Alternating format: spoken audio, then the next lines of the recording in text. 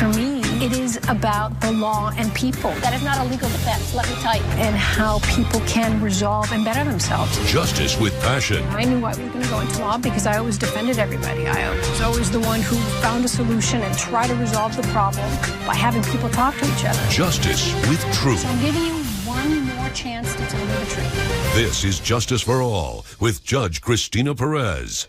Brian Schmidt claims his boss promised him a first-class plane ticket, but he ended up on a long flight in coach. He's suing for $3,000. Louis Kraft says he only told Mr. Schmidt he would work on it, and the company bought a ticket that was within the budget. All rise.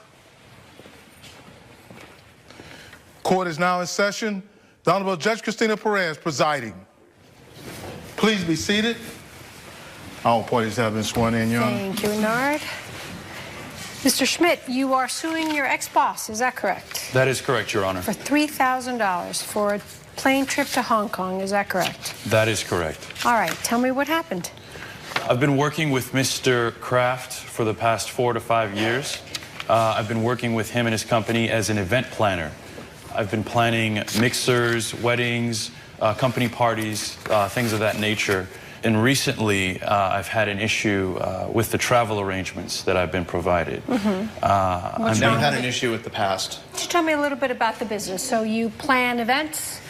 No, he plans the events. Actually, my company deals with microprocessors. Okay. And so we build the chips.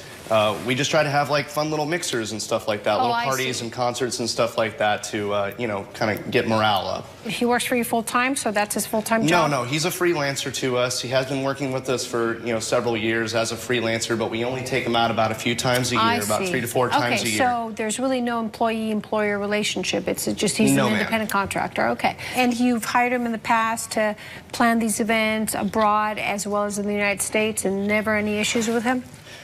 I mean, we've had personal issues with him. He does, you know, do a fairly good job as far as like actually coordinating. Very good job. You do a good job with coordinating the events. Relax, guys. But he has ridiculous ideas for some of these mixers. And once we finally come to an understanding, then it's okay. But I mean, he wants to have these. But obviously you're satisfied with his work if you keep hiring, hiring him year after year. There's a point when being satisfied with the person's work and being unsatisfied with the person's mentality. He has been intolerable to work with. He's racist towards my clients. That's not true, Your Honor.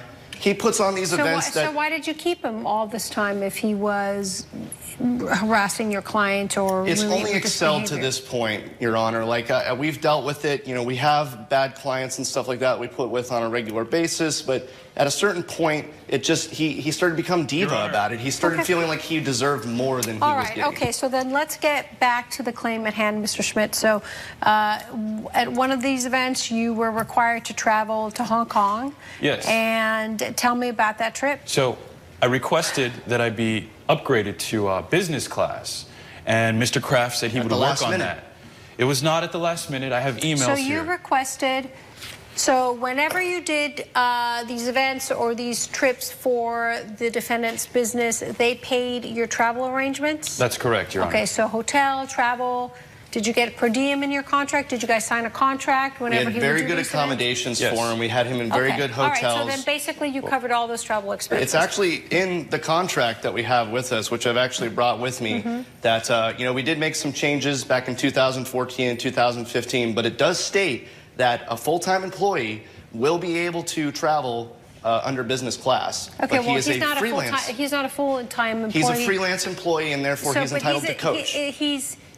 But you don't have a contract with an independent contractor, do you? Or do you have a term of service? It's more of a term of service, yes, ma'am. Okay, so then let's get back to the claim at hand, Mr. Schmidt. So at one of these events, you were required to travel to Hong Kong. Yes. And tell me about that trip.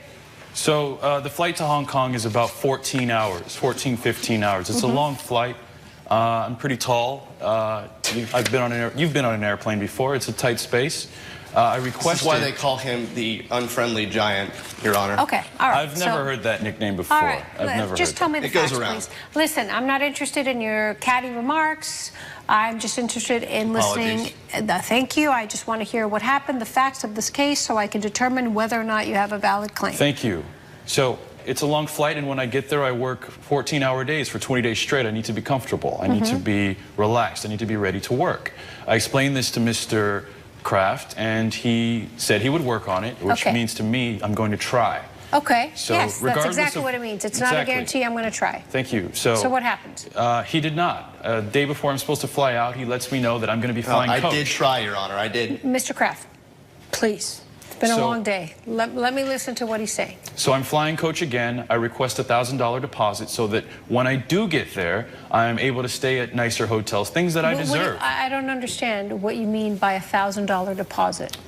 In the past, there have been issues with my accommodations, the restaurants I'm going to. Issues. What do you mean by... I'm being promised, you know, 5-star accommodations, restaurants, fancy places, and when I get there, when I get off the plane, I'm 7,000 miles away, I'm not home. He says, hey, let's go, you know, let's grab some fast food, let's grab this, let's do that. It's nothing like what he's promised. Those fast food restaurants have 5-star reviews on Yelp, Your Honor.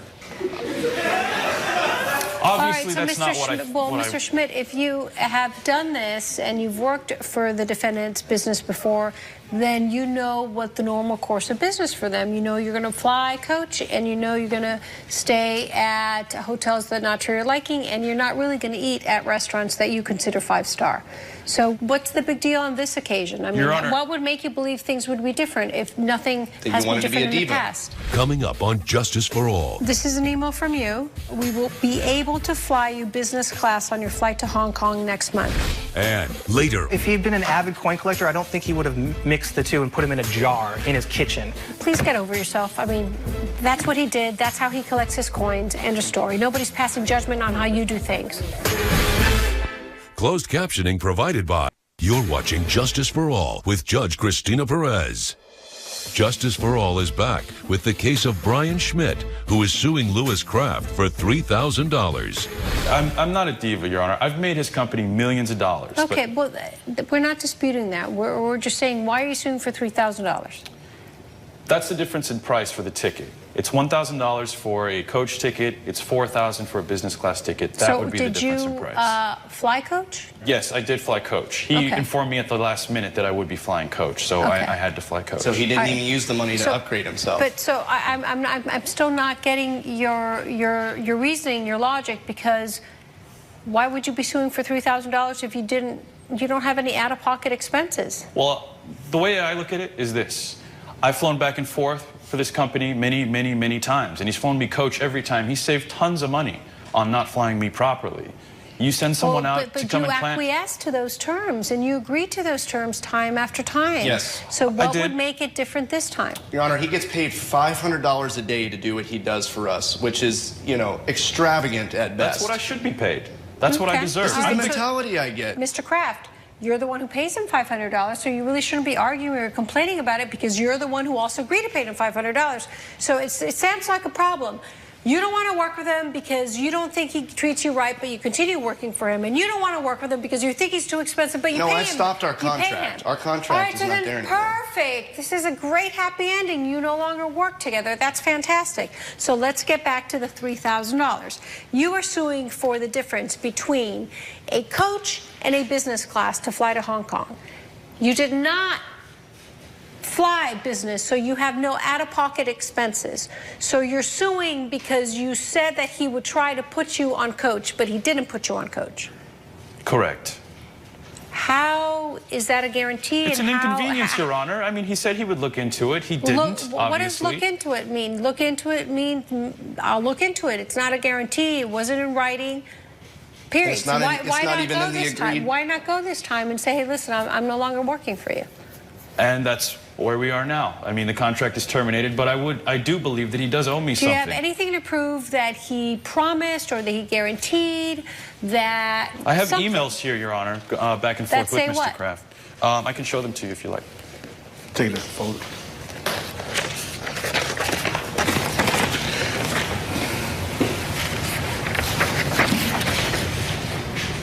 So he said he would try, right? And you assumed that he would try based on this email. Correct. Okay, so, Mr. Kraft, this is an email from you. We will be able to fly you business class on your flight to Hong Kong next month. We hope it meets your satisfaction.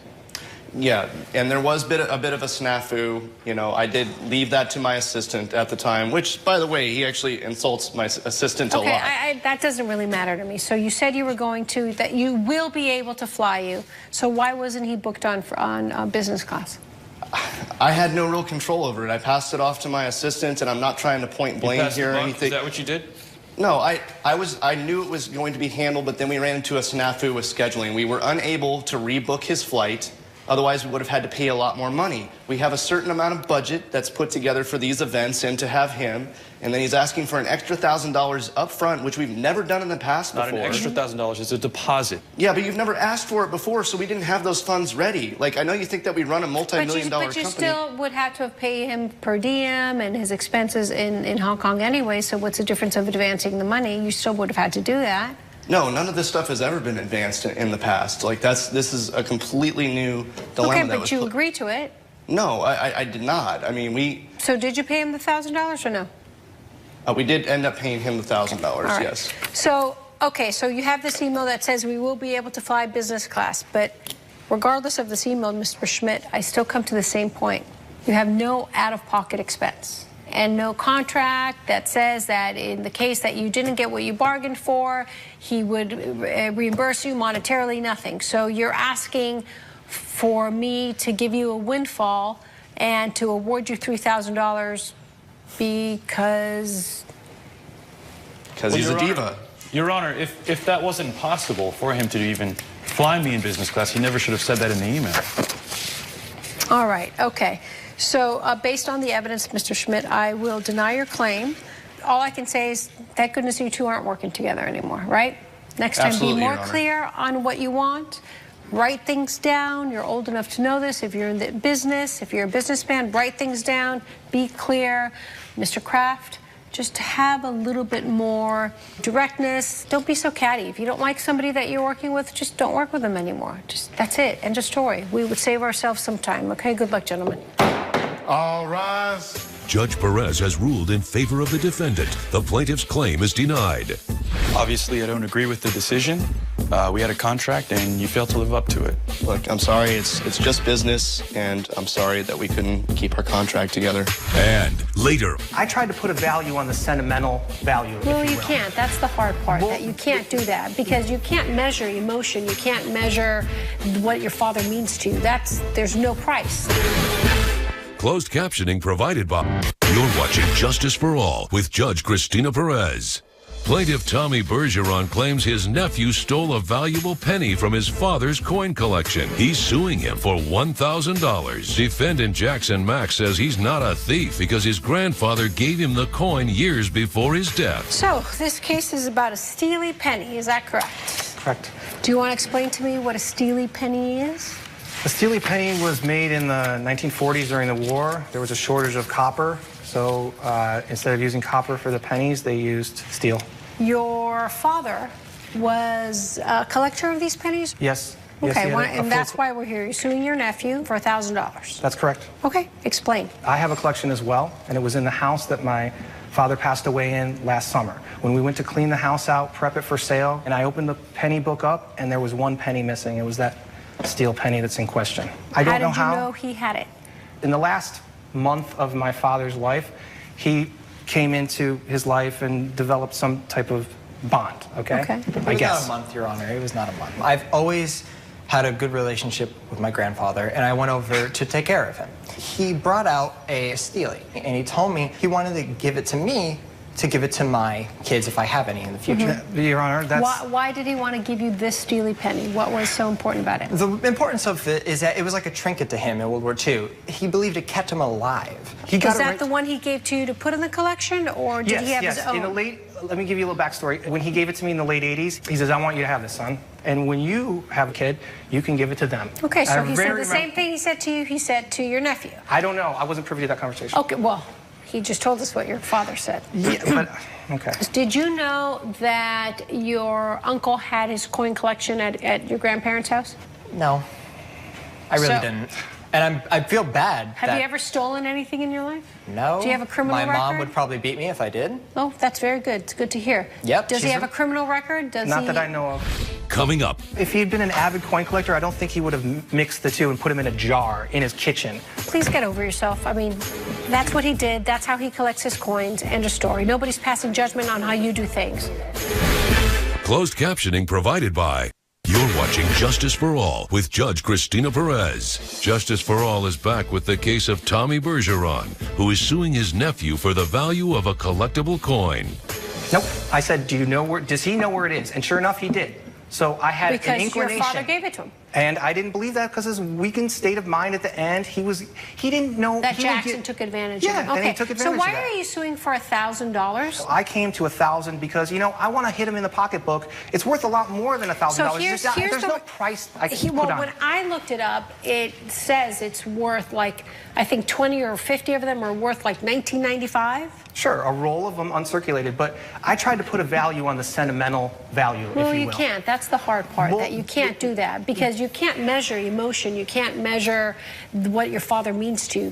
There's no price. So what evidence do you have, Mr. Jackson? Well, when my mom contacted me that it was apparently my uncle's penny, I did the research, and I found out that the penny is only 40 cents. Mm-hmm. And when you found out that it was originally your uncle's and that your grandfather actually gave it to your uncle, didn't you feel obligated to give it to your uncle? Well, I did at first. I didn't find just one of the same penny. I found two of the exact same 1943 pennies. Okay, and can you I give them do to not Bernard? Know which one it is. So you're willing to give it back to your uncle? Of course. Your Honor, now we don't even know which penny is which, and it's really distressing because, again, it's the sentimental value more than the $1,000. I understand that. There's nothing that your nephew has said that makes me doubt the story that he spent a lot of time. And if your father wasn't a delicate mind, how are we to pass judgment or not even say that maybe your father gave him the penny? And Jackson took it as a memento, thinking, oh my God, my grandfather's giving me something that he values. Your nephew's willing to give you one of these two pennies. I guess the best thing you can do is choose one of them.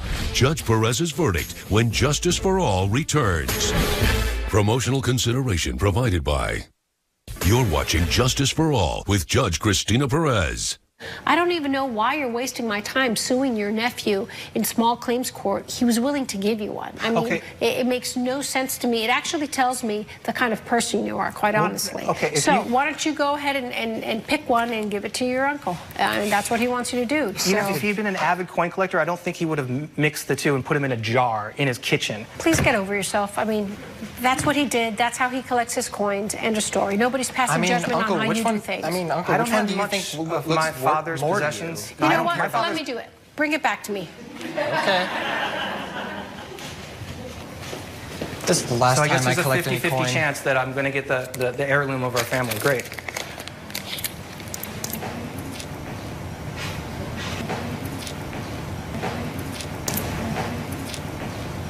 This one too? I just want the right one. Don't know why you looked up so much money. Fine, this is it. I'm sure this is it. Good luck, gentlemen. I guess I'll put this back in my jar. All rise. Judge Perez has ruled in favor of the defendant. The plaintiff's claim is denied. We would never be here today had you not taken a family heirloom and replaced it with a worthless penny. Well, thanks to the judge, at least we both get a 1943 penny.